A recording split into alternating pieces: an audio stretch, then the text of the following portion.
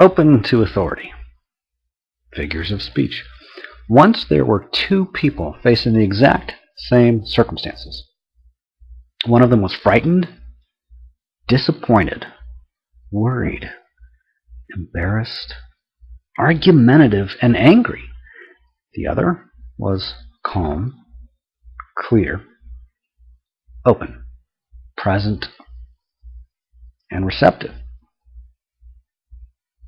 They both were in the exact same place, wearing the exact same clothing, with the exact same past, with the exact same skills, with the exact same possessions, and with all of the exact same circumstances.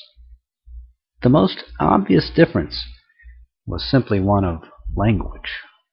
One of the two people said, "It is the authorities that have done this to me. They should not have been how they should really not have been."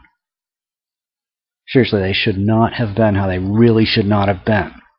Further, they should have been how they should have been. In particular, they should have protected me and saved me and given me more authority, or perhaps less authority. I'm the victim of an evil, vile villain, surely the descendant of Eve. Not Shirley, Shirley, but Shirley, Surely.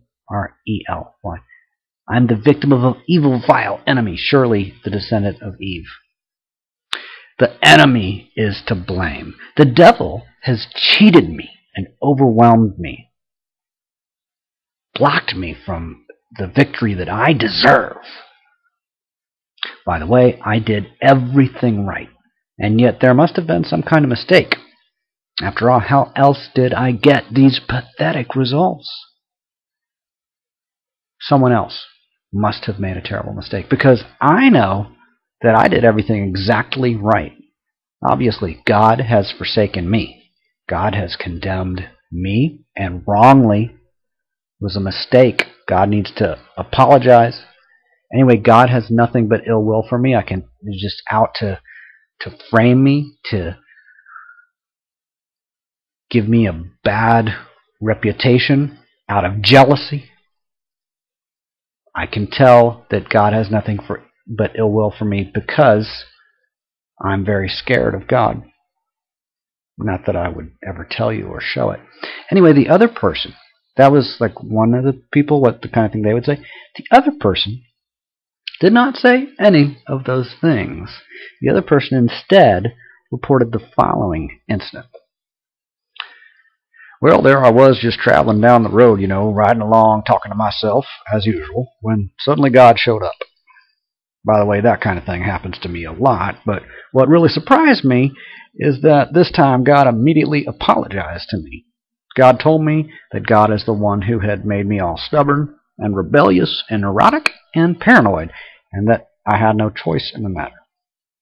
God said that there was a very good reason for doing things this way, but it is somewhat hard to explain, sort of a mystery apparently.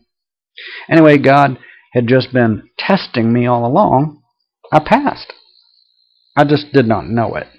God had been thinking about telling me for a long time, but every time God was about to give me a clear sign, God was overcome by laughter at how blind I have been to seeing all of the clear signs God's been giving me constantly. So God kept giving me more clear signs and kept laughing at how arrogant I was about misinterpreting the signs and signals and code and symbols and communications. I was busy dismissing them and ridiculing them. God had even told me repeatedly to be my own authority, but I said that I knew there was no way in hell that I could be my own authority. God said I was totally right, and there is no way in hell that I could be my own authority, but there is a way in heaven. Anything's possible for God.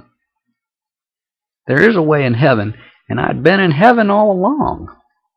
Isn't that crazy? Though I'd been investing my own heavenly authority in proclaiming to be in hell and convincing myself that my life was truly the most hellish justification for victimhood and resentment, that God had ever witnessed before. God was actually very impressed. God said that I was a truly amazing actor as well as a genius comedian. God said that the victim character that I had invented was absolutely hilarious. I was not laughing, though, at the time. At first, when I heard all this, I was even more outraged than on my average day, which is more than a little, you know. So, anyway, now I've gotten used to it. I admit it really isn't so bad being in heaven. Unfortunately, though, there are a bunch of idiots here who claim not to have any authority. They won't accept responsibility. They're always projecting it on to politicians and preachers and stuff like that. Gods and deity and all sorts of... It's amazing what these idiots do. I should know. Anyway, in heaven, there's just all these idiots all over the place. They're just like running loose. They're like rampant all over the place. They're like, there's a population issue here in heaven with all these idiots. Anyway, they claim not to have any authority. They won't accept responsibility. They're always like abdicating authority, and you know, it's amazing. And they never stop complaining about how they live in hell, about how horrible it is, how their life's just, you know, it's terrible. And they always use hyperbole and parody and irony, like always, but never all at once. So it can be very confusing to understand it all so very suddenly right now. Seriously, God, you should hear the kind of attention-getting things they always say to themselves and to each other. Anyway, they're actually kind of cute.